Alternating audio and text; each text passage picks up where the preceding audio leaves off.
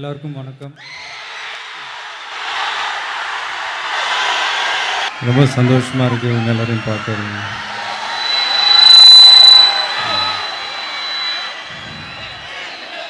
நண்பர் ஒருத்தர்கிட்ட கேட்டேன், என்னை எதுக்காக எந்த படத்துக்காக இந்த அவார்டு எனக்கு கொடுத்தாங்க அப்படின்ட்டு. அவங்க சொன்னாங்க தலைவா படம் அப்படின்ட்டு. எனக்கு ஆச்சரியமாகவும் இருந்துச்சு, அதே நேரத்தில் சந்தோஷமாகவும் இருந்துச்சு. ஏன்னா சினிமாவில் வெற்றி தோல்விகள் சகஜம்தான். ஆனால் அதை மக்கள் தான் தீர்மானிக்குமே தவிர சூழ்நிலைகள் தீர்மானிக்கக்கூடாது.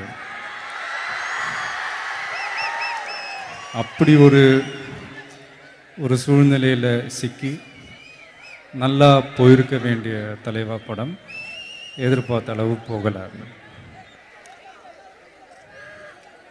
ஓடுற படம் ஓடாத படம்ன்றதை தாண்டி ஓடி இருக்க வேண்டிய படம்னு ஒன்று இருக்குது.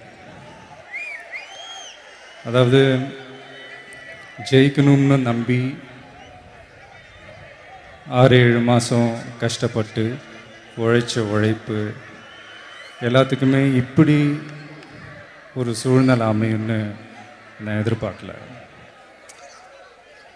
அந்த வருத்தம் நீங்கள் எல்லோரும் இந்த ஃபங்க்ஷனுக்கு என்னை கூப்பிடுற வரைக்கும் இருந்துச்சு.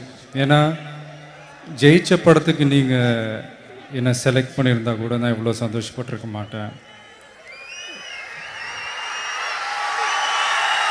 ஜெயிச்சிருக்க வேண்டிய படம்னு அங்கீகரிக்கப்பட்டு இந்த தலைவா படத்துக்காக நீங்கள் எல்லோரும் ஓட் பண்ணி என்னை செலக்ட் பண்ணது எனக்கு ரொம்ப பெருமையான ஒரு விஷயமா இருந்துச்சு. நீங்கள் பார்த்தீங்கன்னா சில கிரிக்கெட் மேட்சஸ்லலாம் நீங்கள் கவனிச்சிருப்பீங்க. சில பிளேயர்ஸ், சச்சின் ஃபுல் எஃபர்ட்டோடு ஆடி செஞ்சுரியெலாம் அடிப்பார். சம்டைம்ஸ் அந்த மேட்ச் தோற்று போயிருக்கோம், அதனால் அவருக்கு மேன் ஆஃப் த மேட்ச் கிடைக்காம போயிருக்கோம். இங்கே மேட்ச் தோற்று போயிருந்தாலும் மேன் ஆஃப் த மேட்ச் எனக்கு கிடைச்சிருக்கு உங்களால். ரொம்ப சந்தோஷம். இது எனக்கு மட்டும் இல்லை, தலைவா படத்தினுடைய மொத்த டீமுக்குமே இது ஒரு உற்சாகமான ஒரு விஷயம். நான் ஜென்ரலாக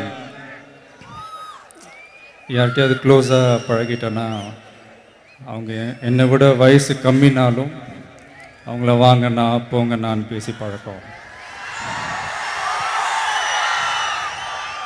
அண்ணா யூனிவர்சிட்டியில் இருக்கிற அத்தனை பேருமே என் கூட ரொம்ப க்ளோஸ் ஆகிட்டிங்கன்னா. So love யூண்ணா.